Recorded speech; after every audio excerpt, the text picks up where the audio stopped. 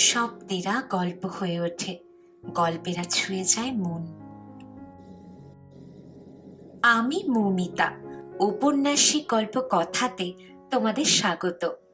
আজ তোমাদের জন্য নিয়ে এসেছি প্রভাত কুমার মুখোপাধ্যায়ের লেখা বিনোদিনীর আত্মকথা। শোনো এক নতুন গল্পের কথা।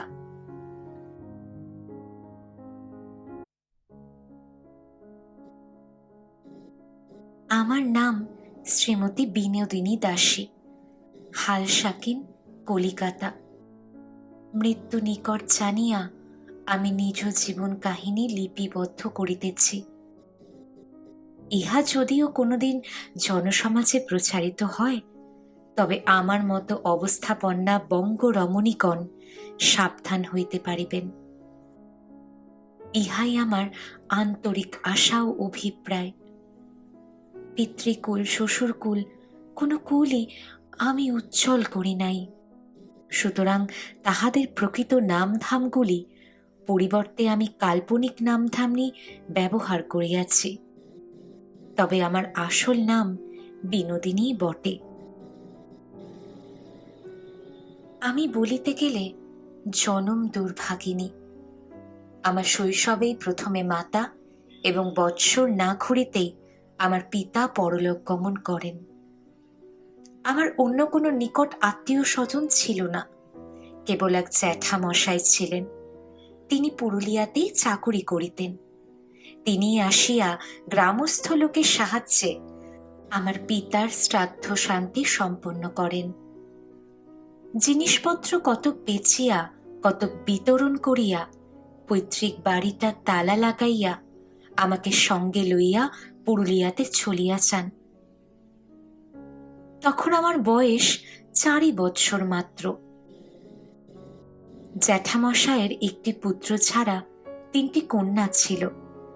পরে শুনিলাম আমাকে পৌঁছিতে দেখিয়া জ্যাঠাইমা নাকি বলিয়াছিলেন, বেশ হলো, এবার গন্ডা ভর্তি হলো। আমার জ্যাঠতুতো বোন 3টির নাম নিহারবালা, শৈলবালা এবং ননীবালা। শৈল ছিল আমার সমবয়সী, কিন্তু তথাপি তাহার সহিত আমার তেমন ভাব হয় নাই। আমি কোথা হইতে উড়িয়া আসিয়া ঝুড়িয়া বসিলাম বলিয়া শৈলবালা আমায় হিংসা করিত। জ্যাঠাইমা আমাকে লুকাইয়া মাঝে মাঝে তাহাকে এটা ওটা খাওয়াতেন বলিয়া আমি তাহার হিংসা করিতাম।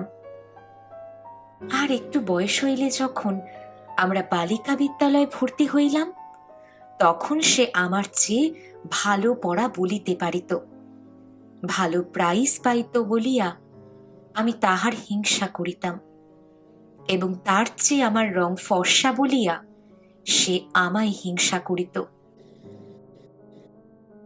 নিহারি দিদির আমাদের চেয়ে 2 বৎসরের বড় ছিল। 13 বৎসর বয়সে তাহার বিবাহ হইল।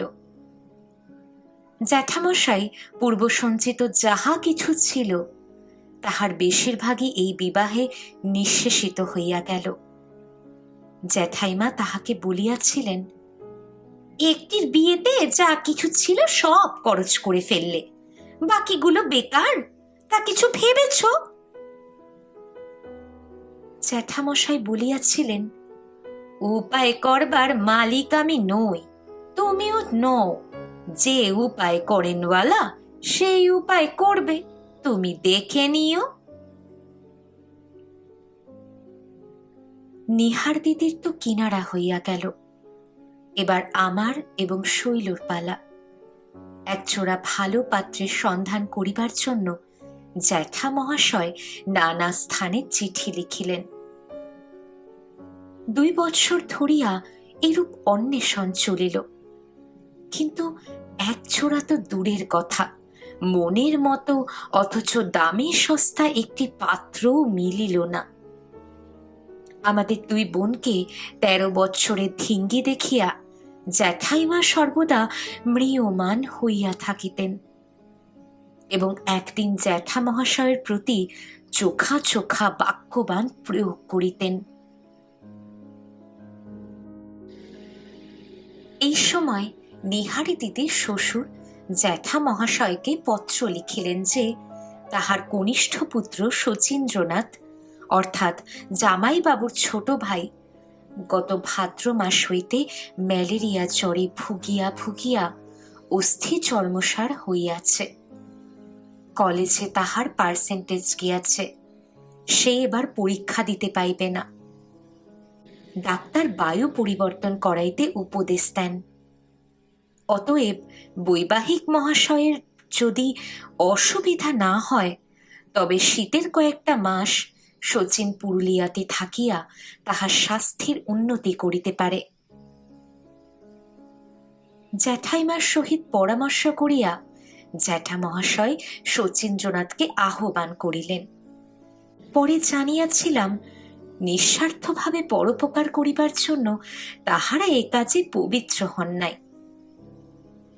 এই উপকারটুকুর বদলে শচীনের পিতাকে চক্ষু লজ্জার ফেরে ফেলিয়া সস্তায় শচীনকে জামাই করিয়া লইতে চেষ্টা করাই তাহাদের গোপন অভিসন্ধি ছিল।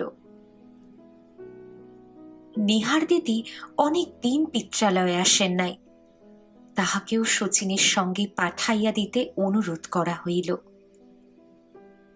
যথাদিনে দেবর সহ নিহারি দিদি আসিয়া পৌঁছিলেন। শচীনের বয়স তখন 18 বা 19 বৎসর।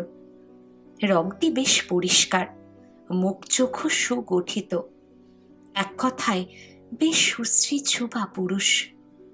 তবে রোগে ভুগিয়া তাহার দেহকান্তি অনেকটাই ম্লান হইয়া গিয়াছিল। মাসখানেক পুরুলিয়ায় থাকিয়াই শচীন তাহার স্বাস্থ্য বল কান্তি আবার ফিরিয়া পাইল। জ্যাঠাইমার সঙ্গে মাঝে মাঝে নিহার দিদি পরামর্শ হইতে লাগিল। শচীনের সহিত শৈলবালার বিবাহটি হইলেই বেশ হয়। শৈল আমার চেয়ে 3 মাসের বড় ছিল, সুতরাং প্রথম দাবি তাহারই সন্দেহ নাই। আমার কিন্তু সে কথাটা শুনিলে ভালো লাগিত না।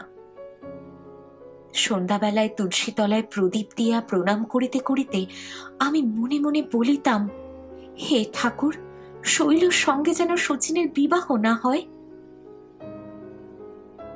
প্রার্থনা আশ্চর্যভাবে অতি সত্বর সফল হইয়া গেল।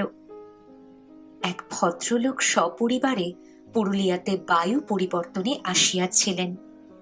শৈলকে দেখিয়া এবং তাহার কোষ্ঠী নিজ পুত্রের কোষ্ঠীর সহিত মিলাইয়া শৈলকে তাহার এমনই পছন্দ হইল গেল যে একরূপ বিনাপনে অগ্রায়ণ মাসেই শৈলকে তিনি নিজ পুত্রবধূ করিয়া লইলেন। তখন আমি শুধু রইনু বাকি। ননিবালা 8 বৎসরের বালিকা মাত্র, তাহার কথা ধর্তব্য নহে। শৈল পুরুলিয়াতে শ্বশুরবাড়ির বাসায় থাকিতে লাগিল। মাঝে মাঝে অল্প সময়ের জন্যে এ বাড়িতে আসিত। তাহার স্বামী কলেজ কামাই হইবে বলিয়া বিবাহের 1 সপ্তাহ পরেই কলিকাতায় চলিয়া গেল। এখন জ্যাঠাইমা ও নিহার দিদিতে পরামর্শ হইল, বিনির সঙ্গে শচীনের বিয়েটি হলে বেশ হয়। যেদিন কথাটি আমি শুনিলাম সেদিন কানে যেন আমার মধু বর্ষণ হইল। পরামর্শক্রমে মেয়ে মহল ছাড়াইয়া পুরুষ মহলে পৌঁছিল। পৌষ মাসে জ্যাঠা মহাশয় শচীনের পিতাকে পত্র লিখিয়া আমার সহিত শচীনের বিবাহের প্রস্তাব করিলেন। এই পত্র রওয়ানা হইবার পর হইতেই শৈল আসিয়া শচীনকে আমার বর উল্লেখ করিয়া আমায় খেপাইতে শুরু করিল। দিদির মুখে এইরূপ শুনিয়া 8 বছরের ননিবালা ছুরিটাও ওই বলিয়া খেপাইত। শৈল তবু শচীনের অসাক্ষাতে বলিত। নির্বোধ ননিবালা একদিন তাহার সামনেই বলিয়া ফেলিল। শুনিয়া শচীন আমার দিকে চাহিয়া ফিক করিয়া একটু হাসিয়া সেখান হইতে চলিয়া গেল। আমি লজ্জায় মরিয়া গেলাম। ছি ছি। পত্রোত্তর আসিল। শুনিলাম দিদির শ্বশুর লিখিয়াছেন, মেয়েটির রূপগুণের কথা বধূমাতা প্রমুখা পূর্বাব্দে তিনি শ্রুত আছেন। পুত্রের বিবাহ দিতে তাহার অমত নাই, তবে ন্যূন সংখ্যা গত টাকা জ্যাঠামশাই দিতে পারিবেন তাহা জানিতে চাহিয়াছেন। কয়েকদিন কর্তা গিন্নিতে পরামর্শ চলিল। অবশেষে জ্যাঠামশাই উত্তর দিলেন। চিঠিখানা রওনা হবার পূর্বে লুকিয়ে আমি দেখিয়াছিলাম। বড় মেয়েটিকে যখন আপনার পুত্রবধূ করিয়াছিলেন, তখনই আমার সঞ্চিত অর্থ প্রায় নিঃশেষ হইয়া গিয়াছিল। তারপর সম্প্রতি আমার একটি মেয়ে পার করিয়াছি। তবে ওই বৈবাহিক মহাশয়ের কৃপা ও উদারতার গুণে এবার অল্পেই রেহাই পাইয়াছি। তাই ভ্রাতুষ্কন্যার বিবাহে আমি 1000 টাকার ব্যয় করিতে পারিব, নচেত তাহাও আমার উপস্থিত ক্ষমতায় কুলাইত না। জানিবেন, এই টাকাও সমস্ত আমার ঘরে নাই, কিছু ঋণগ্রস্ত হইতে হইবে। আশা করি নিজ গুণে ইত্যাদি। আমার ঘাড়ে যে কি ভূত চাপিল, শচীন শচীন করিয়া আমি পাগল হইয়া উঠিলাম। সুবিধা পাইলেই আড়াল হইতে আমি তাহার পানে চাহিয়া থাকিতাম। আমার এই চুরি করে চাওয়া 2-1 দিন শৈল আসিয়া ধরিয়া ফেলিয়া আমায় ঠাট্টাও করিয়াছিল। আজকালকার নোভেলে দেখিতে পাই, হিন্দু ঘরের ধেড়ে কেষ্টে মেয়েরা প্রায়ই অমুকটার সহিত অবাধে মেলামেশা করিয়া কোর্টশিপ চালাইতেছে। সেই দাদার সহিত কাহারও বা বিবাহ হইতেছে, কাহারও বা ফসকাইয়া যাইতেছে। আমাদের বাড়িতে কিন্তু সেইরূপ হইতে পারিত না। শৈল আমি দুইজনেই সমত্ব মেয়ে। শচীনের সামনে বাহির হইতাম, তাহার সহিত আবশ্যক মতো 2-1টি কথা কইতাম বটে, কিন্তু এই পর্যন্ত।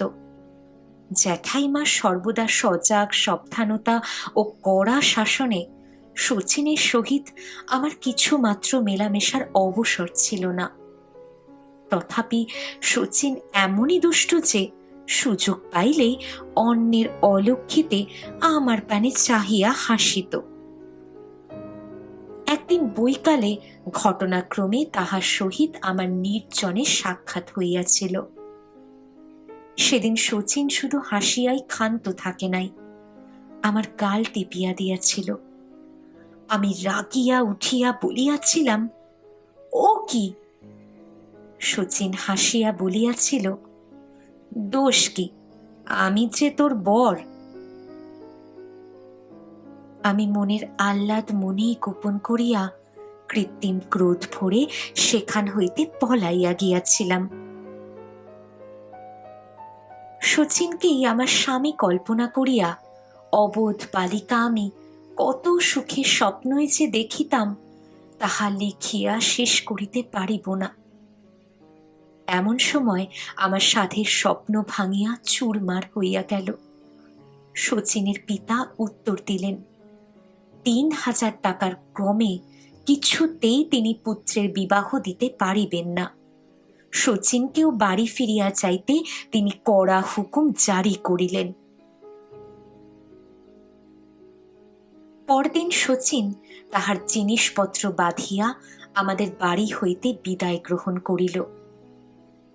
যাত্রার পূর্বে একটি বারও তাহার সহিত আমার দৃষ্টি বিনিময়ের সুযোগ হয় নাই। সে চলিয়া যাওয়ার পর আমি দ্বিতলের একটি জানালা দিয়া তাহাকে একবার দেখিতে চেষ্টা করিলাম।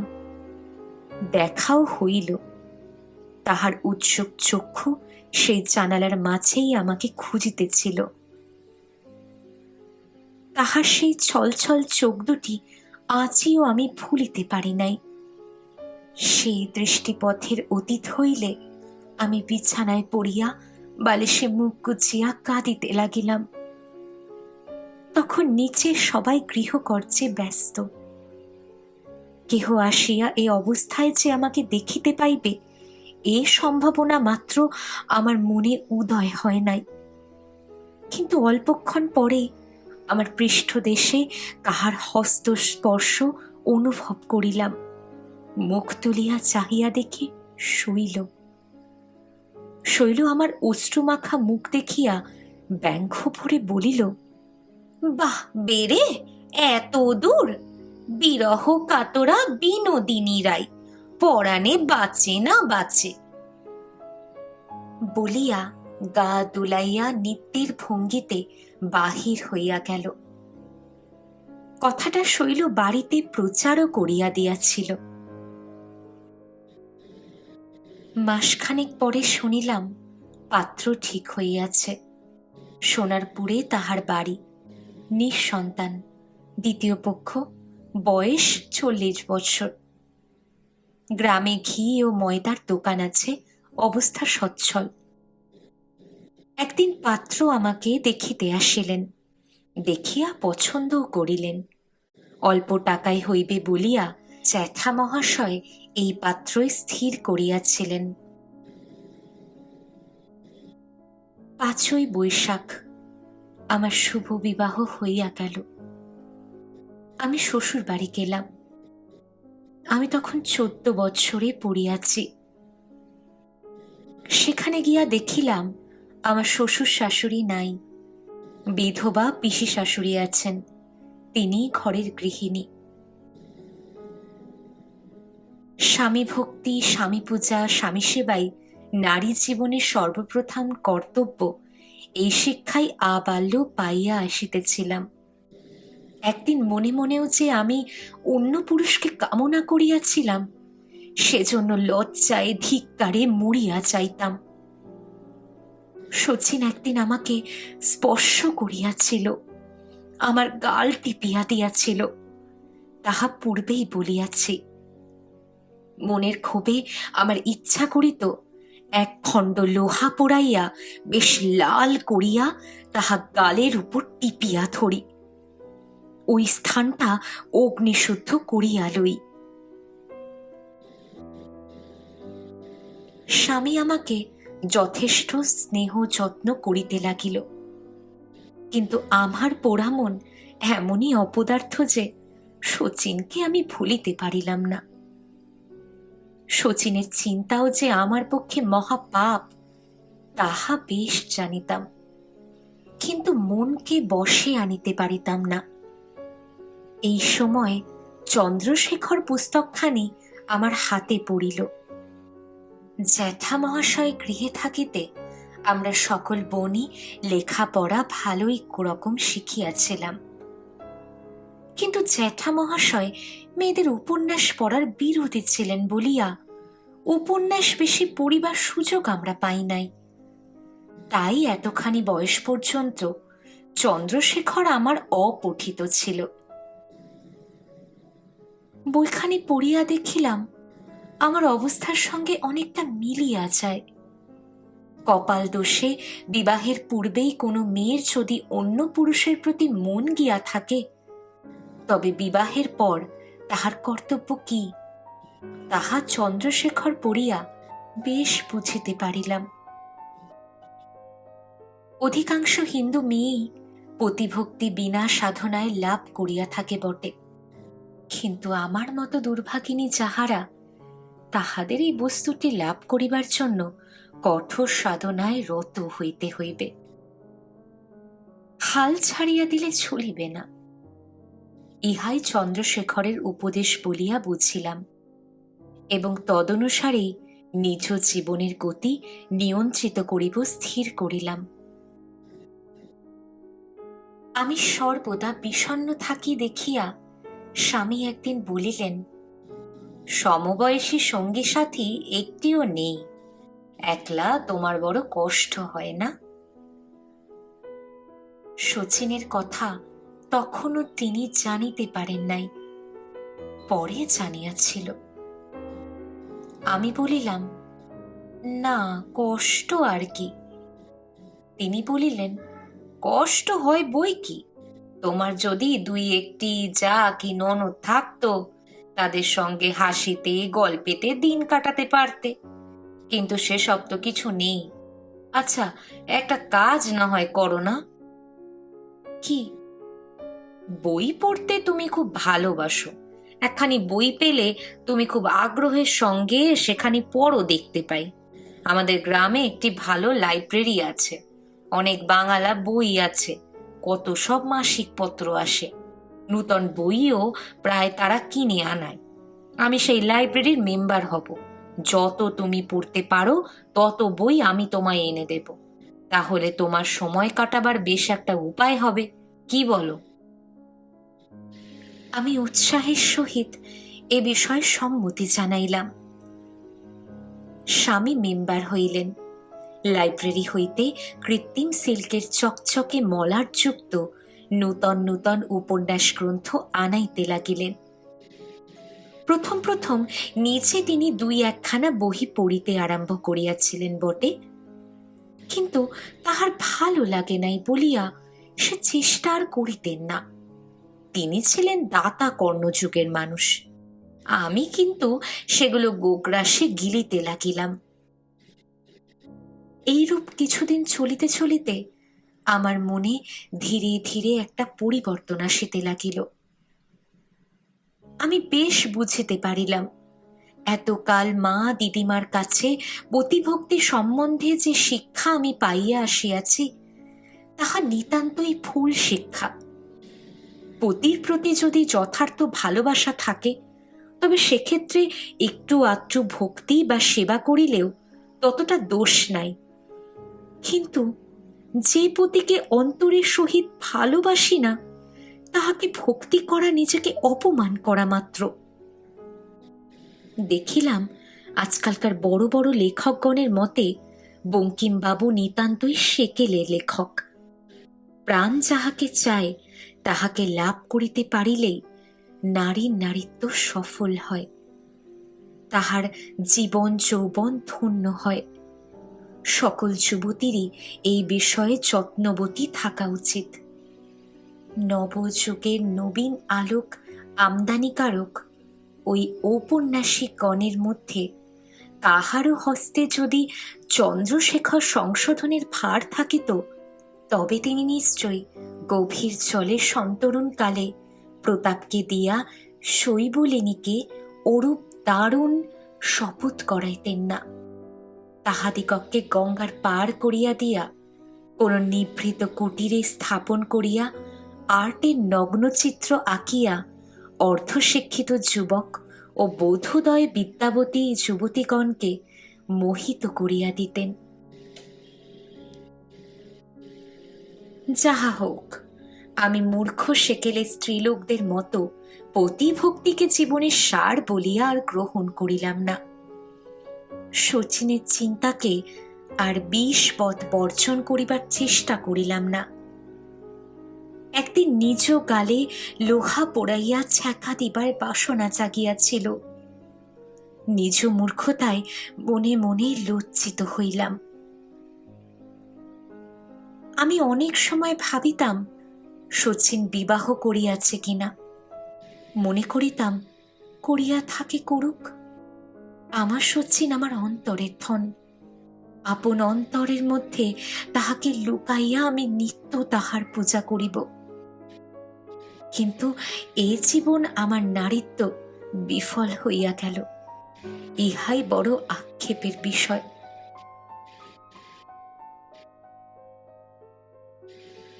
একবার পুরুলিয়ায় গিয়া নেহার দিদির দেখা পাইলাম।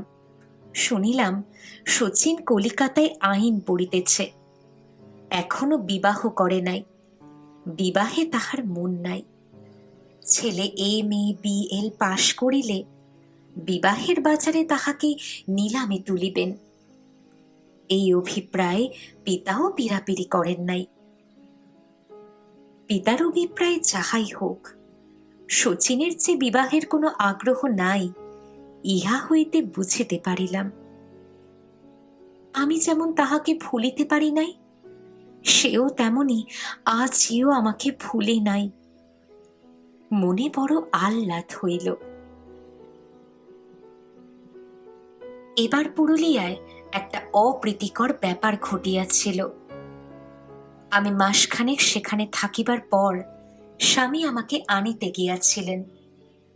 সেই সময় তিনি জানিতে পারিয়াছিলেন যে শচীন আমাদের বাড়িতে থাকিত। তার সঙ্গে আমার বিবাহের কথা হইয়াছিল।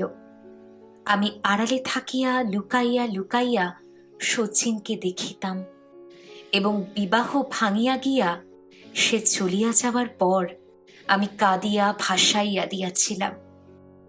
ননিবালা তাহাকে এই খবরগুলি দিয়াছিল, সম্ভবত শৈলরই শিক্ষা অনুসারে।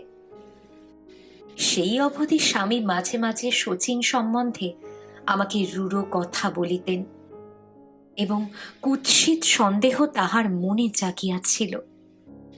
বলা বাহুল্য, তাহার এরূপ আচরণে তাহার প্রতি ভক্তি তো আমার ছিলই না, একটু স্নেহ মমতা যাহা ছিল তাহাও অন্তর্হিত হইল। সে বৎসর আষাঢ় মাসে সূর্যগ্রহণের সঙ্গে আরো কি কি সব যোগ একত্রে হইয়াছিল। পিসিমা আমার স্বামীকে ধরিয়া বসিলেন। চল বাবা, কলিকাতায় গিয়া গঙ্গা স্নান করে আসা যাক। গঙ্গাহীন দেশে আমাদের বসতি, গঙ্গা স্নানের সুযোগ আমাদের দুর্লভ, সুতরাং স্বামী সম্মত হইলেন। সমস্ত রাত্রি রেলগাড়িতে কাটাইয়া পরদিন বেলা 9টার সময় আমরা শিয়ালদহ স্টেশনে নামিলাম। বেলা 10টায় গ্রহণ লাগিবে, 1 ঘণ্টাকাল স্থিতি। পরামর্শ ছিল প্রথমে আমরা জগন্নাথ ঘাটে গিয়া গ্রহণের স্নান সারিব, তারপর সোজা কালীঘাটে চলিয়া যাইব। সেখানে একটা বাসা ঠিক করিয়া মাকে দর্শন করিয়া আহারাদির ব্যবস্থা হইবে। 2-3 দিন সেই বাসায় থাকিয়া পশুশালা, জাদুঘর, থিয়েটার, বায়োস্কোপ প্রভৃতি দেখিয়া দেশে ফিরিব। শিয়ালদহে ঘোড়ার গাড়ি ভাড়া করিয়া আমরা গঙ্গার ঘাটের দিকে চলিলাম। আমি পূর্বে কখনো কলিকাতায় আসি নাই। গাড়ির খড়খড়ির ফাঁক দিয়া কলিকাতার বিরাট বিশম্ভর মূর্তি দেখিয়া আমি ভয়ে অভিভূত হইয়া পড়িলাম। যতই আমরা গঙ্গার ঘাটে নিকটবর্তী হইতে লাগিলাম, পথে মানুষের ভিড় ততই বৃদ্ধি পেতে লাগিল। অবশেষে গাড়ি আর অগ্রসর হইতে পারিল না, আমাদের নামিতে হইল। স্বামী বলিলেন, উহা বড় বাজার, গঙ্গার ঘাট আর বেশি দূর নহে, এইটুকু পথ হাঁটিতে যাইতে হইবে। গাড়ি বিদায় করিয়া আমাকে মধ্যে রাখিয়া স্বামী ও পিসিমা সেই ভিড়ের মধ্যে দিয়া অগ্রসর হইলেন। প্রথমটা আমরা 3 জনই হাত ধরাধরি করিয়া চলিলাম, কিন্তু ভিড় বাড়িয়া আমাদিগকে বিচ্ছিন্ন করিয়া দিল। অনেক কষ্টে আমরা পুনরায় একত্র হইলাম, কিন্তু হইলে কি হইবে। খানিক অগ্রসর হইয়া দেখি রাস্তার মাঝখানে দড়ি খাটাইয়া মেয়ে পুরুষের পথ পৃথক করিয়া দিয়াছে। খাকি কোটের বুকে লাল কাপড়ের ফুলাটা কয়েকজন যুবক দড়ি ধরিয়া দাঁড়াইয়া আছে। স্বামী আমাদের লইয়া পুরুষগণের রাস্তা দিয়াই অগ্রসর হইবার চেষ্টা করিলেন, কিন্তু সেই বাবুরা বলিয়া উঠিল, মা লক্ষ্মীরা ওইদিকে ওইদিকে, এবং বলপূর্বক আমাদের পৃথক করিয়া দিল। পুরুষের শাড়ি পুরুষদিগকের ঘাটে যাইবে, স্ত্রীলোকের শাড়ি স্ত্রীলোকের ঘাটে যাইবে, এই প্রকার বন্দোবস্ত হইয়াছে।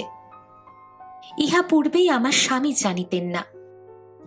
এখন জানিয়া তিনি চিৎকার করিয়া আমাদের বলিয়া দিলেন, চান করে উঠে ঘাটের চাঁদ নিতে তোমরা দাঁড়িয়ে থেকো, কোথাও যেও না, 1 পা নড়ো না, ভিড় কমলে আমি গিয়ে তোমাদের নিয়ে আসব। পিসিমা উচ্চস্বরে উত্তর করিলেন, আচ্ছা। প্রথমটা আমি পিসিমার হাত ধরিয়াছিলাম, ক্রমে ভিড়ের চাপে হাত ছাড়িয়া গেল। পিসিমা একটু পিছাইয়া পড়িলেন। আমি মাঝে মাঝে পশ্চাৎ ফিরিয়া তাহাকে দেখিতে লাগিলাম। খানিক পরে তাহাকে আর দেখিতে পাইলাম না।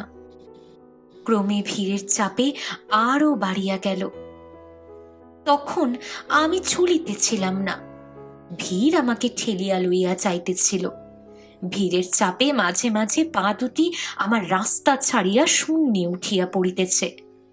সেই অবস্থার কিয়ৎদূরে অগ্রসর হইয়া পা আবার মাটিতে ঠেকিতেছে। ভাগ্যিস ইহা স্ত্রীলোকদের ভিড়। এই ভিড় পুরুষের হইলে কি কেলেঙ্কারি হইত! ছি ছি!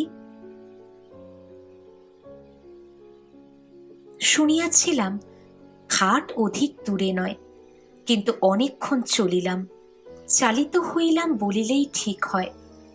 কোথায় যাইতেছি কিছুই বুঝিতে পারিলাম না। অবশেষে একটা খাটে গিয়া উপস্থিত হইলাম। তখন প্রাণটা যেন হাফ ছাড়িয়া বাঁচিল। দেখিলাম ঘাটের উপরে চাঁদনি রহিয়াছে। বুঝিলাম স্নানান্তে এখানেই অপেক্ষা করিতে হইবে। গঙ্গার তীরে দাঁড়াইয়া পিসিমার আশায় চাহিয়া রহিলাম। অনেকক্ষণ অপেক্ষা করিলাম, কিন্তু তাহাকে দেখিতে পাইলাম না। তখন আমি জলে নামিলাম। অন্য সকলের সঙ্গে আমিও স্নান করিতে লাগিলাম এবং চারিদিকে চাহিয়া পিসিমাকে খুঁজিতে লাগিলাম। আসিবার সময় ভিড়ের মধ্যে 2-3 জন স্ত্রীলোকের সর্দি গর্মি হইয়াছিল। দেখিয়াছিলাম খাকি কোটের উপর লাল ফুল পরা যুবকেরা ভিড় সরাইয়া তাহাদিগকে কাঁধে করিয়া কোথায় লইয়া গিয়াছিল। ভাবিলাম পিসিমারও কি সেইরূপ কিছু হইল? আহা, বুড়ো মানুষ, দুর্বল শরীর, হায় হায়, এইরূপ অপঘাত মৃত্যুই কি শেষে তাহার অদৃষ্টে লেখা ছিল? যাহা হোক, আমি স্নান করিয়া তীরে উঠিয়া চাঁদনিতে গিয়া দাঁড়াইলাম। তখনও হুড় হুড় করিয়া স্নানার্থিনী রমণীরেরা আসিতেছে। আমি ভিজা কাপড়ে সেইখানে দাঁড়াইয়া দুরু দুরু ব্যাকুল হৃদয়ে পিসিমাকে খুঁজিতে লাগিলাম। ক্রমে দেখিলাম স্নানার্থিনী দিগকের প্রবাহ মন্দীভূত হইল। স্নান করিয়া যাহারা ফিরিয়া যাইতেছে তাহাদের সংখ্যা বাড়িতে লাগিল। তবে আর পিসিমার আসিবার আশা কি? ভয়ে আমার কান্না পাইতে লাগিল, হাত পা ঠক ঠক করিয়া কাঁপিতে লাগিল।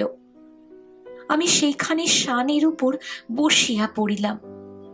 বোধহয় পুরা আধা ঘণ্টাকাল আমি ওইভাবেই চাঁদনিতে বসিয়া রহিলাম। কখনো মুখ ঢাকিয়া কাঁদি, কখনো আকুল নয়নে চারিদিকে চাহিয়া দেখি। স্বামী যে বলিয়াছিলেন স্নানান্তে আসিয়া আমাদের লইয়া যাইবেন, তিনি বা বিলম্ব করিতেছেন কেন? এরূপ দুশ্চিন্তায়, ক্রন্দনে, অন্বেষণে কতক্ষণ কাটিয়া গেল তাহা আর আমার হুঁশ রহিল না। আমি মুখ ঢাকিয়া কাঁদিতেছিলাম। হঠাৎ আমার কানে গেল, কে গো তুমি, বসে কাঁদছ? তুমি কি হারিয়ে গেছ? পরিচিত কণ্ঠস্বর। আমি চমকিয়া মুখ তুলিয়া চাহিলাম। যাহা দেখিলাম তাহাতে হঠাৎ আমার চক্ষুকে বিশ্বাস করিতে পারিলাম না। যদি ইহা স্বপ্ন না হয়, তবে আমার সম্মুখে দাঁড়াইয়া শচীন। গায়ে তার খাকি রঙের কোট, বুকে লাল গোলাপের ফুল সেফটি পিন দিয়ে আটা, পায়ে বুট জুতা, ধুতিখানি মালকোচা বাঁধা। আমরা উভয়ে অবাক হইয়া পরস্পরের মুখপানে চাহিয়া আছি। হঠাৎ শচীন বলিয়া উঠিল, বিনোদিনী। 3 বৎসর পরে আবার তাহাকে দেখিলাম। সজল নেত্র যুগল তাহার পানে স্থাপন করিয়া বলিলাম, শচীন। শচীন বলিল, ব্যাপার কি, শীঘ্রই বলো, এখানে তুমি কি করে এলে? আমি ব্যাপারটা তাহাকে বুঝাইয়া দিলাম। সে শুনিয়া বলিল, কিন্তু এটা তো জগন্নাথ ঘাট না, এ যে বাবুঘাট। বুঝেছি, ভিড়ের মধ্যে পড়ে জগন্নাথ ঘাট ছাড়িয়ে তুমি এত দূরে চলে এসেছ। তোমার স্বামী তোমায় জগন্নাথ ঘাটেই খুঁজবেন, এখানে তো আসবেন না। আমি ব্যাকুল ভাবে বলিয়া উঠিলাম, তাহলে কি হবে শচীন? শচীন বলিল, ভয় কি, আমি একটা ব্যবস্থা করছি। তোমার স্বামীকে খুঁজে দিতে পারি আর না পারি, দেশে তো তোমায় পৌঁছে দিতে পারবো। তুমি এক কাজ করো, ওইখানে একটু বসে থাকো, আমি একখানা গাড়ি ডেকে আনি।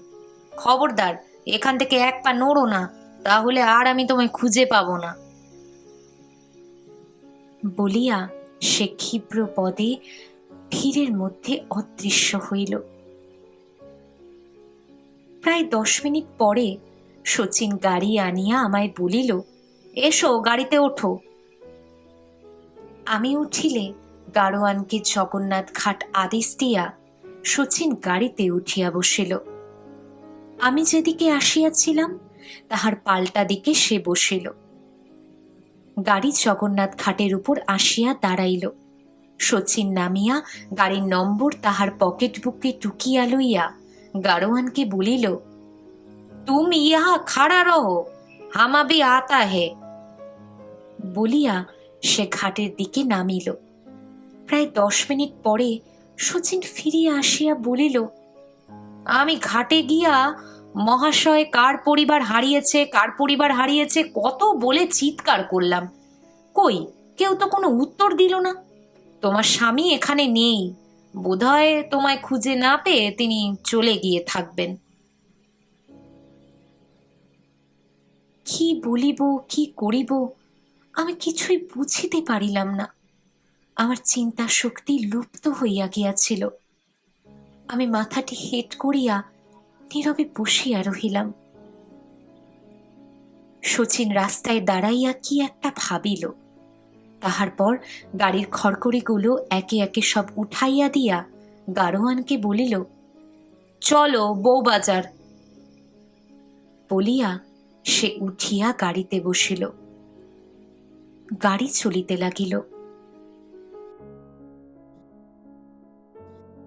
আমি যে দিকটায় বসিয়াছিলাম শচীন এবারেও তাহার বিপরীত দিকেই বসিল।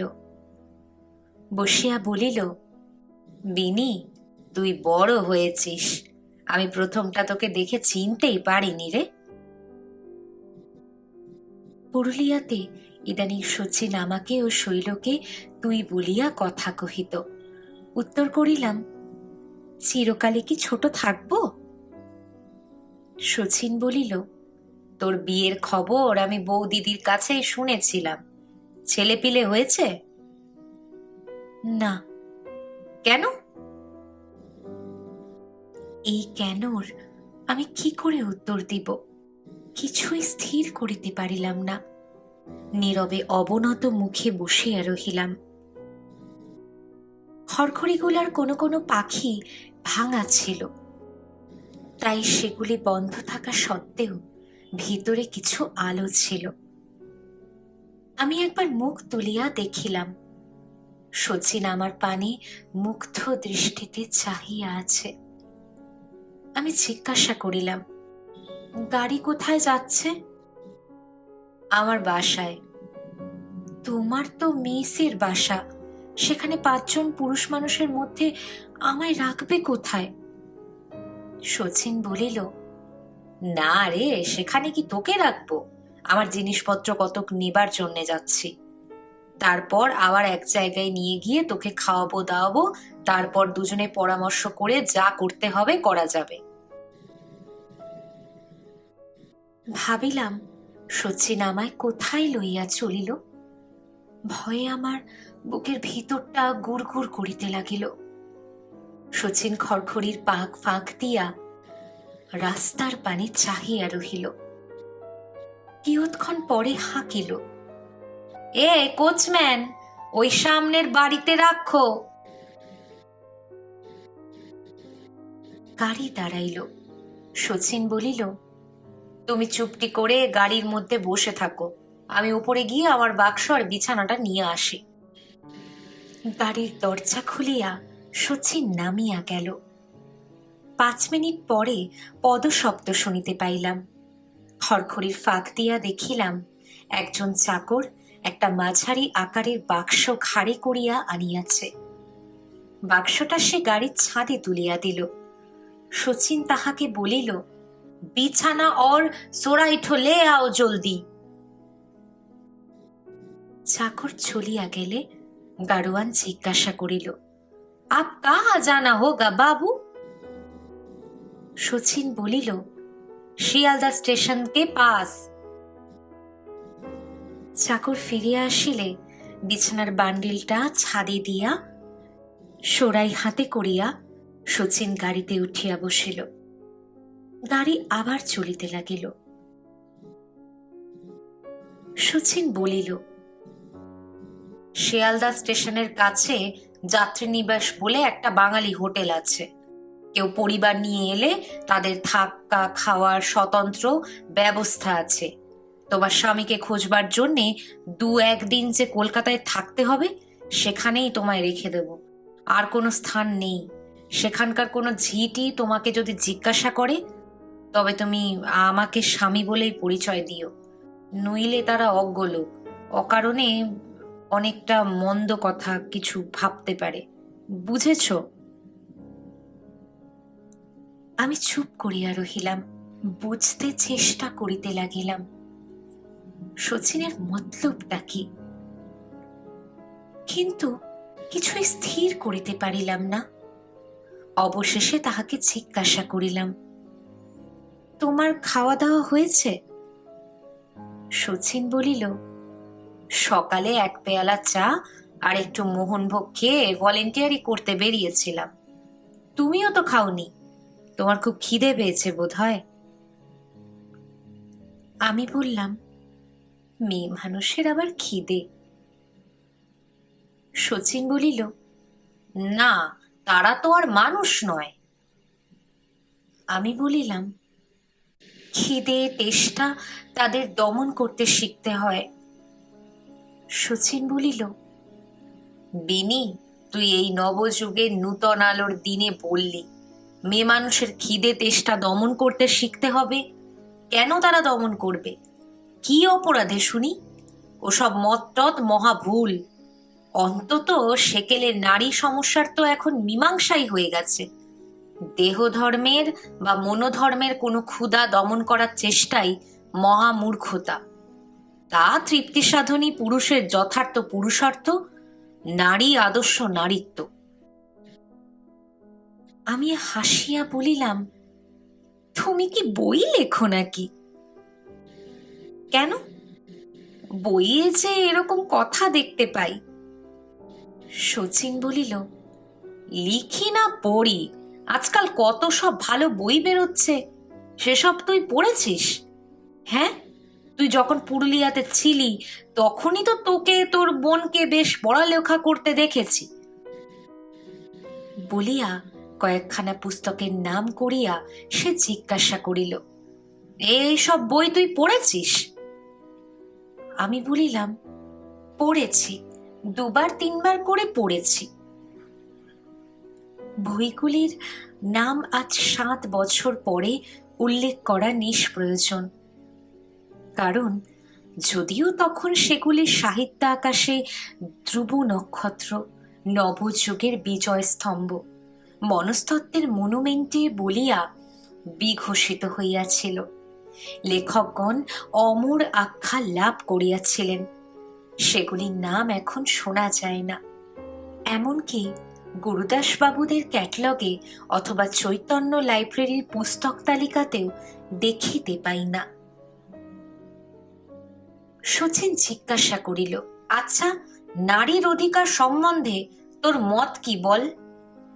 আমাদের সেই মা দিদিমাদের বঙ্কিমবাবু টাবুদের মতোই ঠিক ছিল, নাকি আজকাল এই এদের মতই ঠিক? আমি বলিলাম, আজকালকার মতই তো আমার ঠিক বলে মনে হয়। শচীন পুলকিত হইয়া বলিল, বেশ বেশ, শুনে সত্যিই বড় খুশি হলাম বিনি, বলিয়া সে আমার স্কন্ধ দেশ চাপড়াইয়া দিল। আজ এই প্রথম সে আমায় স্পর্শ করিল। ক্রমে গাড়ির যাত্রী নিবাসের সম্মুখে আসিয়া দাঁড়াইল। শচীন আমাকে গাড়িতে রাখিয়া ঘর ঠিক করিতে গেল। কিয়ৎক্ষণ পরে হোটেলের একজন ভৃত্য সহ ফিরিয়া আসিল। ভৃত্য গাড়ির ছাদ হইতে বাক্স বিছানা নামাইল। গাড়ি ভাড়া চুকাইয়া দিয়া শচীন আমাকে নামাইয়া লইল। আমি ঘোমটা দিয়া তাহার স্ত্রী সাজিয়া তাহার পশ্চাৎ পশ্চাৎ তেতলায় উঠিতে লাগিলাম। মনে হইতে লাগিল, যাহা সাজিয়াছি সত্যি যদি আমি তাহাই হইতাম, তবে আমার চেয়ে সৌভাগ্যবতী পৃথিবীতে আর কে থাকিত। উপরের ঘরে প্রবেশ করিয়া ঘোমটা তুলিলাম। দেখিলাম ঘরখানি মাঝারি আকারের, একাধারে একখানি কেওড়া কাঠের তক্তপোষ, অপরদিকে একটা ছোট গোল টেবিল, একখানি চেয়ার, দেয়ালে একটি আরশি টাঙানো। রাস্তার ধারে চিক ফেলা ছোট বারান্দাটি এই ঘরখানি নিজস্ব। অন্য কোনো ঘরের সহিত তাহার সম্পর্ক নাই। চাকর বিছানা বাক্স নামাইয়া জিজ্ঞাসা করিল, বাবু, খাবার টাবার কিছু আনতে হবে কি? শচীন বলিল, আনতে হবে বই কি, তোদের ম্যানেজার বাবু তো বললে এবেলায় ভাত কোথায় পাবো, এই টাকা নে। বলিয়া কি কি আনিতে হইবে শচীন তাহা বলিয়া দিল। চাকর টাকা লইয়া চলিয়া গেল। একজন মধ্যবয়স্কা কপালে উল্কি পড়া ঝি আসিয়া বলিল, বৌমা, চান টান করবে কি? আমি বলিলাম, না, এই তো আমরা গঙ্গা স্নান করে আসছি। ঝি বলিল, কতদিন তোমাদের থাকা হবে? শচীন বলিল, 2-1 দিন, কাল কি পরশু আমরা দেশে ফিরে যাব। এই সরাইটেতে জল ভরে এনে দাও তো ঝি। ঝি আমার দিকে চাহিয়া বলিল, দেখো বৌমা, খাবার টাবার দরকার হলে আমাকেই বরং আনতে দিও। খোট্টা বেটারা আমাদের বাঙালি পছন্দের খাবার কি আনতে জানে? বলিয়া সরাই লইয়া চলিয়া গেল। শচীন জামা ছাড়িয়া বিছানায় বান্ডিলের দড়ি খুলিতেছিল। বলিল, দেখো, আমি স্নান করব, যদিও সকালবেলায় বাসা থেকে স্নান করে বেরিয়েছিলাম, সেই ভিড়ের মধ্যে ভলেন্টিয়ারি করে ঘামে সর্বাঙ্গ ভিজে গেছে। তুমি আমার কৌটোটা আর গেঞ্জিটা ওই বারান্দায় টাঙিয়ে দাও, আর এই চাবি নাও, বাক্স থেকে আমার ধুতি, তোয়ালে, সাবান বের করে দাও তো। বাক্স খুলিয়া জিনিসগুলি বাহির করিয়া দিলাম। শচীন স্নানার্থে গমন করিল। আমি নিজ বস্ত্র প্রতি চাহিয়া দেখিলাম। আধ ময়লা একখানি মিলের শাড়ি পরিয়া সমস্ত রাত্রি রেলে আসিলাম। তাহাই পরিয়া গঙ্গা স্নান করিয়া গায়ে শুকাইছি। এরকম পেতনির মতো বেশে শচীনের সামনে থাকিতে আমার লজ্জা করিতেছিল। তাই আমি তার বাক্স হইতে একখানি ধোয়া কালো পেরে ধুতি বাহির করিয়া পড়িলাম। সরাইয়ের জলে মুখটা হাত দুখানা ধুইয়া ফেলিলাম। শচীনের চিরুনি বুরুষ লইয়া দেয়ালে টাঙানো সেই আরশির সামনে দাঁড়াইয়া চুলগুলি ঠিক করিয়া লইয়া শচীনের জন্য অপেক্ষা করিতে লাগিলাম। শচীন ভিজা তোয়ালে কাঁধে করিয়া ফিরিয়া আসিয়া হাসি ভরা চোখে আমার প্রতি চাহিয়া বলিল, বাহ, ধুতি পরে কি সুন্দর দেখাচ্ছে রে তোকে, ও ধুতিরা জন্ম সার্থক হল। তাহার কথা শুনিয়া আমি লজ্জায় রাঙা হইয়া উঠিলাম। চাকর খাবার আনিল। ঝি আসন থালা প্রভৃতি দিয়া গিয়াছিল। শচীনকে খাবার দিলাম। আহারান্তে তক্তপোষের উপর বসিয়া পান ও সিগারেট সেবন করিতে বসিল। তাহার পাতে আমি খাইতে বসিলাম। আমার খাওয়া হইলে শচীন বলিল, এইবার আমি বেরোই, তুই দৌড় বন্ধ করে শুয়ে একটু ঘুমো। জিজ্ঞাসা করিলাম, তুমি কোথায় যাবে? থানায় গিয়ে খোঁজ নিতে হবে তোমার স্বামী কোনখানে ডায়েরি করিয়েছেন কিনা। যদি করিয়ে থাকেন তবে তার ঠিকানাও পাবো, কিংবা পুলিশকে জানিয়ে আসতে পারবো তুমি অমুক ঠিকানায় আছো। আমি ভীত হইয়া বলিলাম, আমি এখানে একলা থাকবো? দিনের বেলা ভয় কিসের? বলিয়া শচীন বাহির হইয়া গেল। আমি ঘুমাইলাম। কাল সারা রাত্রি জাগরণ, আজ ফিরে কষ্টের পর শরীর আমার অবশ হইয়া গিয়াছিল। খুব ঘুমাইলাম। ঘুম ভাঙিলে দেখিলাম বেলা পড়িয়া গিয়াছে। হাত মুখ ধুইয়া শচীনের অপেক্ষায় বসিয়া রহিলাম। সন্ধ্যা হইল। ঝি আসিয়া ঘরে বাতি জ্বালিয়া দিয়া গেল। প্রায় ৮টার সময় শচীন ফিরিল। বলিল, কোনো থানায় কেহ আমার সম্বন্ধে কোনো ডায়েরি করে নাই। অবশেষে সে কালীঘাটে গিয়াছিল।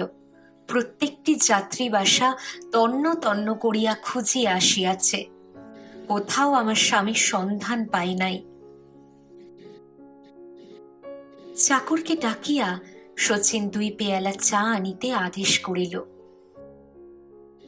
একটা সিগারেট ধরাইয়া শচীন বলিল, এখন উপায়? তোমায় কি তোমার স্বামীর বাড়িতে নিয়ে গিয়ে রেখে আসব? আমাকে নীরব দেখিয়া সে বলিল, যদি বলো আমাদের বাড়িতে নিহার বৌদির কাছেও তোমাকে রেখে আসতে পারি। তথাপি আমি চুপ করিয়া আছি দেখিয়া শচীন বলিল, কি ভাবছো তুমি? আমি ভাবছি তুমি আমায় স্বামীর বাড়িতেই রেখে এসো, আর নিহার দিদির কাছেই রেখে এসো। তুমি আমায় কুড়িয়ে পেয়েছ। ১ দিন ১ রাত তোমার সঙ্গেই আমি ছিলাম। এ কথা শুনলে আমার স্বামী কি ভাববেন? চা আসিল। শচীন এক পাত্র লইল, অন্য পাত্র আমায় দিতে চাহিল।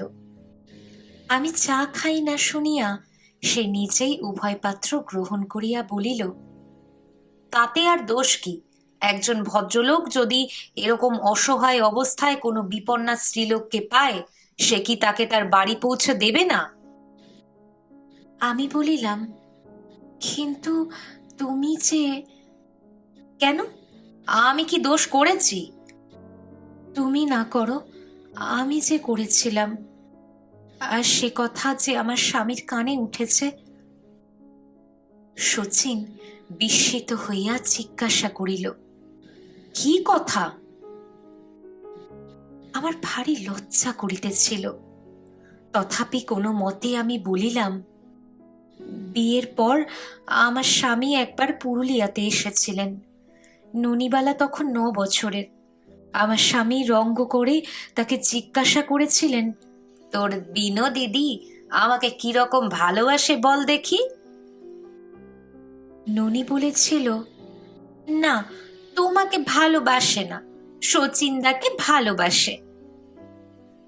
স্বামী জিজ্ঞাসা করেছিলেন, শচীনদাকে? ননি বলেছিল, সে আমাদের বাড়িতে থাকতো, তার সঙ্গে বিনু দিদির বিয়ে হবার কথা হয়েছিল কিনা। দিদি নুকিয়ে তাকে দেখতো, দুজনে হাসাহাসি করত। তারপর যখন বিয়ে ভেঙে গেল, সে চলে গেল। দিদি সেদিন কেঁদে একেবারে কুরুক্ষেত্র করেছিল। তারপরেই তো তোমার সঙ্গে দিদির বিয়ে হলো কিনা। শচীন বলিল, আচ্ছা দুষ্টু মেয়ে তো, তা এরকম সব কথা আসে বানিয়ে বললে কেন? বানিয়ে বলবে কেন? তবে কি সত্যি তুমি? সত্যি আমি, বলিয়া মুখ নত করিলাম। বোধহয় আমার গাল দুটিও রাঙা হইয়া উঠিয়াছিল। শচীন কয়েক মুহূর্ত নীরব থাকিয়া বলিল, তাহা হলে আমিও বলি। সেই পুরুলিয়াতে যখন আমি সেখানকার জল হাওয়ার গুণে দিন দিন সুস্থ সবল হয়ে উঠেছিলাম, তোমায় যে আমি কি চোখে দেখেছিলাম তা বলিতে পারিনি। বাবা যখন চিঠি লিখলেন যে 3,000 টাকার কমে তিনি কিছুতেই আমার বিয়ে দেবেন না, আমার চলে আসতে হুকুম দিলেন, তখন আমার মাথায় যেন বজ্রাঘাত হলো। তোমার আশা জন্মের মতো ছেড়ে আমিও চোখে জল ফেলতে ফেলতে সেখান থেকে চলে এসেছিলাম। এতদিনেও কি আমি তোমায় ভুলতে পেরেছি? এই 3 বছরের মধ্যে বোধহয় এমন একটি দিনও যায়নি যেদিন তোমার কথা আমার মনে পড়েনি। শচীনের মুখে এই সব কথা শুনিয়া পুলকে আমার অঙ্গ শিহরিয়া উঠিল। স্বামীর আশা আমি এক প্রকার ত্যাগই করিয়াছিলাম। একেই তো শচীন সম্বন্ধে আমার প্রতি তাহার সন্দেহ। শচীন যদি তাহাকে খুঁজিয়া পায় অথবা সঙ্গে করিয়া আমায় দেশে রাখিয়া আসে, তথাপি তিনি যে আমায় আর গ্রহণ করিবেন এ সম্ভাবনাও অতি অল্প। তবে আর মিথ্যা কেন সে চেষ্টা? বিশেষ সেই স্বামী কেন মন্ত্র পড়িয়া বিবাহ হয়েছিল বলিয়া নিজেকে তাহারই পায়ে বলি দিতে হইবে নাকি? নারী সমস্যার তো মীমাংসাই হইয়া গিয়াছে। নারীর অধিকার সম্বন্ধে এখন তো আর কোনো সন্দেহ নাই। কিয়ৎক্ষণ চুপ করিয়া থাকিয়া শচীন আরেকটি দীর্ঘ নিঃশ্বাস ফেলিয়া বলিল, বাবা আমায় বিয়ে দেওয়ার জন্য কত চেষ্টা করেছেন, কিন্তু তোমায় ভুলতে পারিনি বলেই আমি বিয়ে করতে রাজি হইনি। কিন্তু তুমি তো বেশ মনে সুখে স্বামীর ঘর করছিলে। আমি বলিলাম, তা তুমি বলবে বই কি। শচীন ভারী গলায় বলিল, বলবো না কেন? তবে কি তুমিও কি আমায় ভুলতে পারোনি বিনোদ? ইচ্ছা হইল বলি, ভোলা কি চাই প্রিয়তম, কিন্তু লজ্জায় শেষ শব্দটি উচ্চারণ করিতে পারিলাম না। চোখের জল চোখে চাপিয়া মাথাটি হেট করিয়া বলিলাম, ভোলা কি চাই? প্রতিভক্তি প্রতিসেবা করিবার জন্য আমি কত চেষ্টা করেছি, পারিনি। বিজয়ের রাতে যখন তাকে প্রণাম করেছি, মনে হয়েছে যেন তোমায় প্রণাম করেছি। তিনি যদি কখনো আমায় আদর করছেন, তখন চোখ বুঝে কল্পনা করেছি যেন তুমি আদর করছো। শচীন দীর্ঘ নিঃশ্বাস ফেলিয়া চুপ করিয়া বসিয়া রহিল। তাহার চোখেও বোধহয় জল আসিতেছিল। ল্যাম্পের আলোকে সে দুটি চকচকে দেখাইল। ঝি আসিয়া জিজ্ঞাসা করিল, ঠাকুর ভাত বানাবে কি? রান্না বান্না হয়ে গেছে। রাত্রি প্রায় তখন 9টা। শচীন ভাত আনিতে বলিল। ঝি ঠাকুরকে বলিয়া আবার ফিরিয়া আসিল। ঠাঁই করিয়া আসন বিছাইয়া দিল। ক্ষণকাল পরে ঠাকুর অন্ন ব্যঞ্জনাদি সাজাইয়া 2 থালা ভাত আনিয়া ঘরে রাখিয়া চলিয়া গেল। আহারান্তে শচীন বলিল, তুমি খাওয়া দাওয়া করো, আমি তবে এখন বাসায় যাই। তুমি খেয়ে দে দরজা বন্ধ করে শুয়ে থাকো। কাল সকালে আবার আমি আসব, কি করা উচিত দুজনে পরামর্শ করা যাবে। আমি বলিলাম, তোমার বিছানা তো এখানে, সেখানে গিয়ে তুমি শোবে কিসে? শচীন বলিল, সেখানে আর একটা তোষক বালিশ আমার আছে। আমি বলিলাম, তা যেন আছে, কিন্তু আমি কি এখানে একলা থাকতে পারি? আমার ভয় করবে না বুঝি? শচীন বলিল, তোমার ভয় করবে? আমি অভিমানের স্বরে বলিলাম, না, করবে না। আচ্ছা তুমি যাও না, কাল এসে দেখবে চোরে আমার গলা টিপে মেরে গেছে। বলিয়া আমি চোখে আঁচল দিয়া ফোপাইতে লাগিলাম। ইহা আমার অভিনয় নয়। এই অপরিচিত নির্বান্ধব স্থানে রাত্রিতে একা থাকিতে হইবে শুনিয়া সত্যিই ভয়ে আমার শরীর কাঠ হইয়া গিয়াছিল। আমাকে কাঁদতে দেখিয়া শচীন বলিল, ছি, কেঁদো না, চুপ করো। বলিয়া চক্ষু হইতে আমার হস্ত অপসারিত করিয়া লইল। আমি চক্ষু মুছিয়া বলিলাম, আমি তো জন্মের মতোই গেছি। বাপ নেই, মা নেই, স্বামীর ঘরে আমার জায়গা নেই। এখন তুমি যদি আমায় ত্যাগ করে যাও, তাহলে আমার দশা কি হবে? শচীন আমার একখানি হাত ধরিয়া ফেলিয়া আবেগ কম্পিত স্বরে বলিল, তোমায় আমি ত্যাগ করিব? কখনোই নয়। আজ 3 বৎসর তোমার নাম জপ করে কাটিয়েছি। দেবতা যদি সদয় হয়ে তোমায় মিলিয়ে দেন, তোমায় আমি ত্যাগ করব? নিশ্চয়ই না। তোমাকে আমি বুকের হাড় করে রেখে দেব। শেষের দিকের কথাগুলো বলিবার সময় শচীনের গলা ভারী হইয়া উঠিয়াছিল। আমি বুঝিলাম, বিধাতা সদয় হইয়া এতদিনে আমার নারীত্ব সফল করিয়া দিলেন।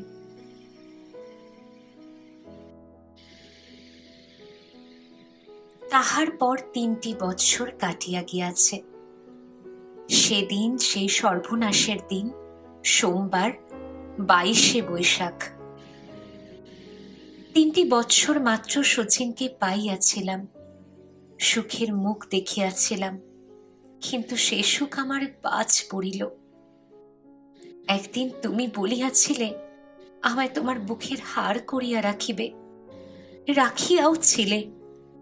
তাই তবে আজ তোমার সেই কত সাধের, কত যত্নের বুকের হাড়কে পথের ধুলায় ফেলিয়া দিয়া কোথায় চলিলে প্রাণাধিক? আর কি লিখিব? কিছুতেই কিছু হইল না। ভোর রাত্রে আমার জগৎ আধার করিয়া আমাকে অকুল সাগরে ভাসাইয়া শচীন চক্ষু বুঝিল। আমি উচ্চস্বরে কাঁদিয়া উঠিয়া মাটিতে লুটাইয়া পড়িলাম। সে চিৎকার শুনিতে পাইয়া নবীনবাবুর স্ত্রী কমলা দিদি, কেদার বাবুর স্ত্রী নিরুপমা ছুটিয়া আসিয়া আমায় তুলিয়া চড়াইয়া ধরিল।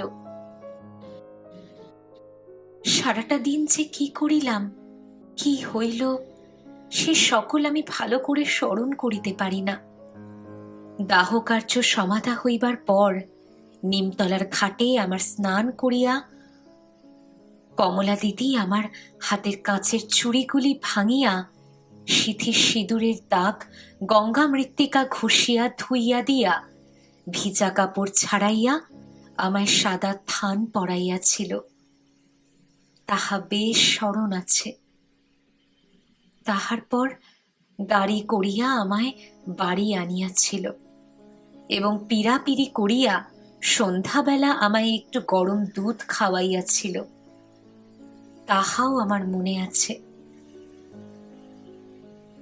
2-3 দিন পরে কমলা দিদি বলিল, যা অদৃষ্টে ছিল তা তো হয়ে গেল।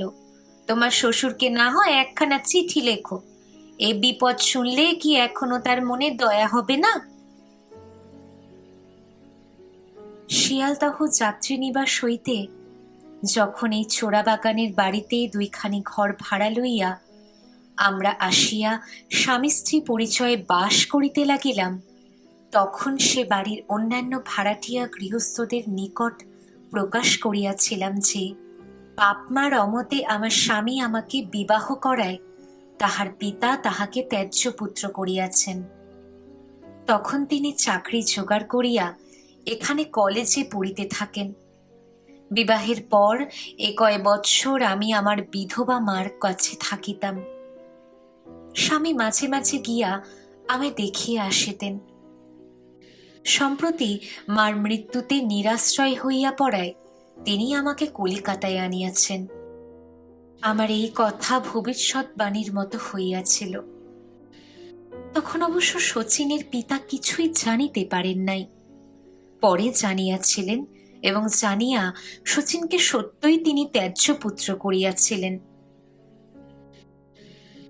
কমলার প্রশ্নের উত্তরে বলিলাম, তাই না হয় লিখি তাকে চিঠি। কমলা বলিল, তোমার স্বামী টাকা কড়ি কি রেখে গেছেন, বলো দেখি। আমি বলিলাম, কি আর রেখে যাবেন দিদি, নতুন উকিল এই তো কবছর মাত্র পাশ করে ছোট আদালতে বেরুচ্ছিলেন, যা আনছিলেন তাতে ভাত কাপড় ঘর ভাড়া কুলোতো না, তাই সন্ধ্যাবেলা প্রাইভেট টিউশনি করতেন। আমার গায়ে 2-5খানি যা গহনা ছিল তাও তার অসুখের সময় বিক্রি করে ডাক্তার দেখাতে হলো, সবই তো জানো দিদি। কিন্তু কাহাকেও আমি পত্র লিখিলাম না। কোন মুখে লিখিব? কি করিয়া নিজে জীবিকা অর্জন করিতে সমর্থ হইব, ইহাই আমি দিবারাত্রি বসিয়া বসিয়া চিন্তা করিতাম। অবশেষে স্থির করিলাম, কোনো ভদ্র পরিবারে ঝিগিরি করিয়া জীবনের অবশিষ্ট দিনগুলো কাটাইয়া দিব। যে নাপিতেনি আমাদের কামাইতে আসিত, তাহারই সাহায্যে আমি একটি চাকরি জোগাড় করিলাম। জিনিসপত্র যাহা ছিল সমস্ত বিক্রয় করিয়া ঘর ভাড়া মিটাইয়া দিয়া সেই নাপিতিনী সহিত আমি গিয়া ঝিগিরির কর্মে প্রবৃত্ত হইলাম। অদৃষ্টে শেষে এও ছিল। গৃহস্বামী প্রৌঢ় বয়স্কা ভদ্রলোক, তাহার কয়লার আড়ত ছিল। বড় ছেলে মণিমোহনকে তিনি একটি স্বতন্ত্র কারবার করিয়া দিয়াছিল, সেও 2 পয়সা আনিত। গৃহে তাহার স্ত্রী ও 2টি শিশু সন্তান ছিল। তাহার আর 2টি ভাই ছিল, তাহারা এখন নাবালক। সাংসারিক অবস্থা বেশ সচ্ছল। গৃহিণী আমায় বেশ যত্ন করিতেন, কিন্তু বউ ছুরি আমাকে দেখিতে পারিত না, সর্বদা আমার কাছে দোষ ধরিত আর কড়া কথা শুনাইয়া দিত। তাহার কারণ বোধ হয় অন্য সকলে আমায় ঝি বলিয়া ডাকিলেও তাহার স্বামী মণিবাবু আমায় নাম ধরিয়া ডাকিতেন। একদিন আমি আড়ালে থাকিয়া শুনিলাম, গৃহিণী তাহার ছেলেকে তিরস্কার করিতেছেন। মণিবাবু বলিলেন, আহা, ভদ্রলোকের মেয়ে, একদিন একজন উকিলের পরিবার ছিল, অবস্থা গতিক এসে ঝিগিরি করছে, ওকে ঝি ঝি বলে ডাকাটা উচিত নয় মা। আমার প্রতি মণিবাবুর এই অনুকম্পায়, তাহার প্রতি কৃতজ্ঞতায় আমার মনটি ভরিয়া উঠিল। কিন্তু 6 মাস যাইতে না যাইতেই মণিবাবুর এই অনুকম্পা ভিন্ন আকার ধারণ করিল। একদিন অন্বেষ অসাক্ষাতে তিনি আমার হাতে একখানি চিঠি গুজিয়া দিলেন।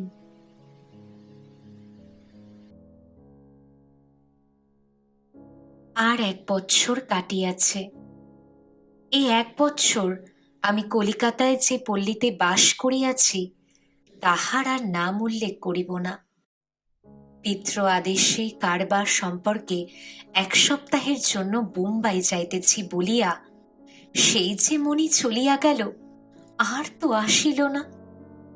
যখন দেখিলাম 2 সপ্তাহ কাটিয়া গেল, সে আর আসে না, তখন সংবাদ জানিবার জন্য গুপ্তচর লাগাইলাম। 2-3 দিন পরে চর আসিয়া জানাইল, বোম্বাই যাইবার কথা, তাহা মিথ্যা। মণিবাবু কোথাও যান নাই, বরাবর কলিকাতাতেই আছেন। তাহার একজন নূতন জুটিয়াছে। আমি তখন হতাশ হইয়া পড়িলাম। বুঝিলাম সে আমাকে জন্মের মতো ত্যাগ করিয়াছে।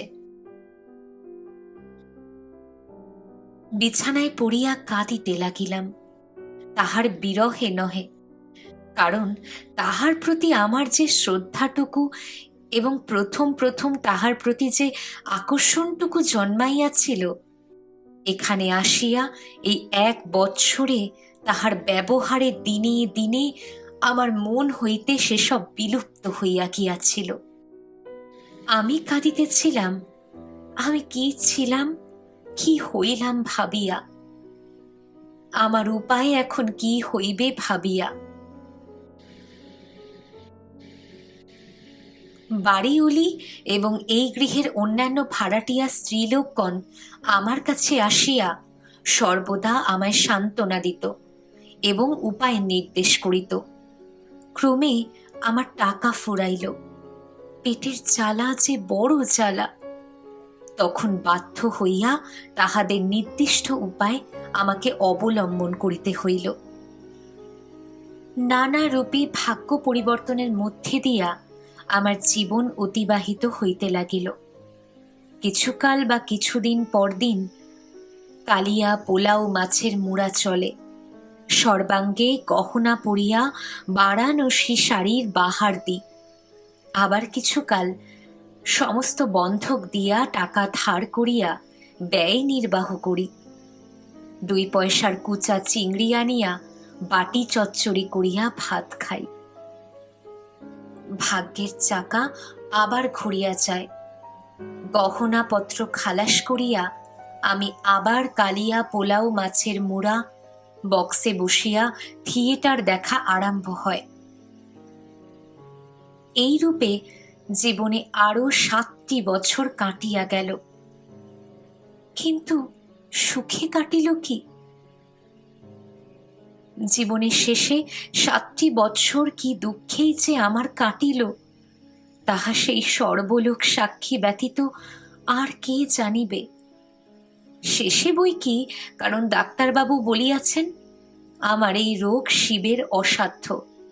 3 মাসের মধ্যেই আমার ইহলোকের সকল যন্ত্রণা দূর হইয়া যাইবে।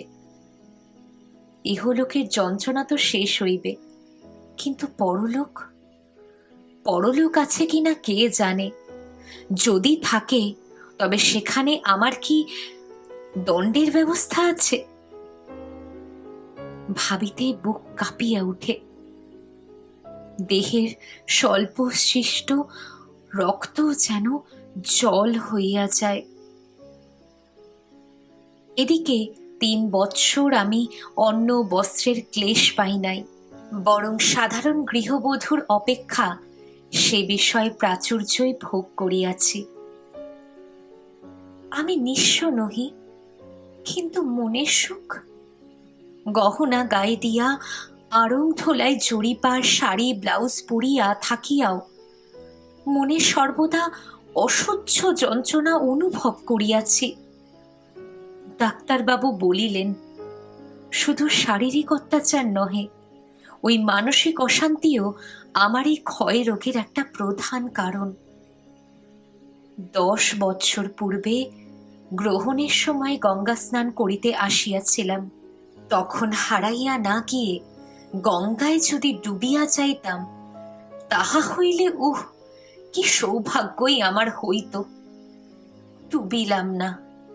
নারীর অধিকার অর্থাৎ নিজের পায়ে নিজে কুড়ুল মারিবার অধিকার লাভ করিলাম। কলিকাতায় প্রথম 3 বৎসর শচীনের স্ত্রী সাজিয়া যে 3 বৎসর যাপন করিয়াছি, সেই সময়টা আমার সুখেই কাটিয়াছিল সত্য, কিন্তু সেও অনাবিল সুখে নহে। আধুনিক মত অনুযায়ী আমি আমার নারীত্ব সফল করিতেছিলাম বটে, কিন্তু মনের ভিতরে ভিতরে একটা গ্লানি সর্বদা বহিয়া যাইত। তাহার হাত হইতে কিছুতেই নিষ্কৃতি লাভ করিতে পারিতাম না। আমাদেরই মতো গরিব যে কয়টি গৃহস্থ পরিবার সে বাড়িতে ঘর ভাড়া লইয়া বাস করিত, তাহাদের নিকট আমাদের যে কাল্পনিক পরিচয় দিয়াছিলাম, তাহারা সম্পূর্ণভাবে বিশ্বাস করিয়াছিল। অবিশ্বাসের কোনো কারণই বর্তমান ছিল না। তথাপি আমার মনে হইত, হায়, ইহারা যাহা আমি তো তাহা নই। যাক, সে সকল কথার অনুশোচনায় আর কি ফল। এখন আমার এই দুঃসময় লজ্জাময় জীবন কাহিনী সমাপ্ত করিয়া ডাক্তারবাবুকে অনুরোধ করিয়াছি আমার মৃত্যুর পর ইহা যেন তিনি জনসমাজে প্রচারিত করিবার জন্য যত্ন করেন। নবযুগে নূতন আলোক বলিয়া যাহা এখন কথিত হইতেছে, তাহা যে আলোক নহে, তাহা যে আগুন, সেই কথা বুঝাইবার জন্যেই আমার সেই আগুনে পুড়িয়া মরিবার ইতিহাস আমি লিপিবদ্ধ করিয়া যাইতেছি। ইহা পাঠ করিয়া যদি বাঙালি গৃহস্থ ঘরের একটি মেয়েও ভুল পথে পা দিতে দিতে পা উঠাইয়া লইয়া ফিরিয়া আসে, তবে পরলোকে আমার আত্মা কিঞ্চিত সান্ত্বনা লাভ করবে। আশ্বিন ১৩৩০।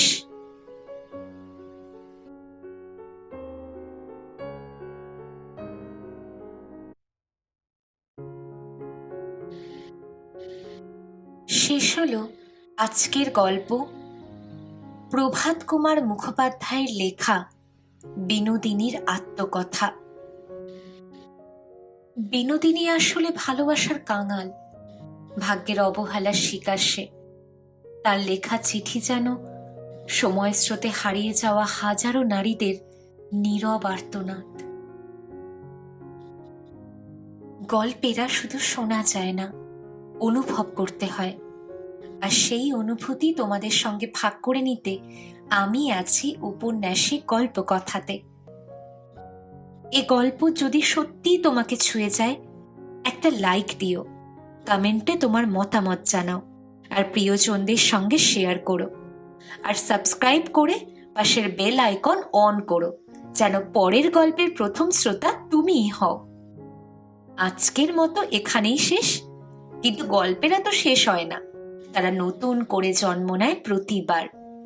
তাই আবার দেখা হবে নতুন গল্পে। ধন্যবাদ।